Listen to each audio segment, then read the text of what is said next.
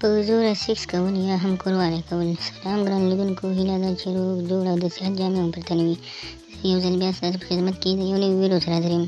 هیله ده چې د پامونه مو وګرځېږي. تر هر څه دمخه باید یادونه وکړم، که زموږ چینل مو نه وي سبسکرایب کړی نو زموږ چینل سبسکرایب کړئ او په خوا کې ورسره د ګوګړي نښان ووهئ. مننه. په زوره سیکس کول یا هم کوروالی کول.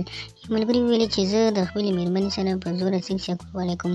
یعنې معنا داسې چې زه د خپلې ښځې نارضا وي او زه ورسره په هغه وخت کې سیکس یا کوروالی وکړم.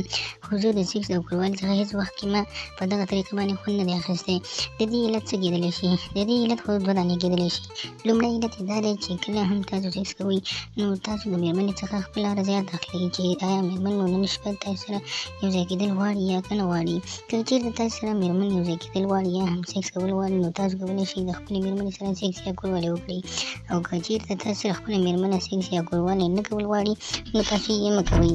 بل باید تاسو هر هغه ټیم چې کله ښځه رضا اوسېدله نو تاسو کولی شئ د مېرمنې سره سیکس یا کوروالی وکړئ، ځکه په دغه طریقه کې هم تاسو راضي او هم مېرمن راضي وي. نو هېڅکله هم په داسې وخت کې چې ستاسو مېرمن رضا نه وي او تاسو ورسره په زور سیکس یا کوروالی وکړئ نو په دغه وخت کې نه تاسې هم خوند اخیستلی شئ او نه هم مېرمن.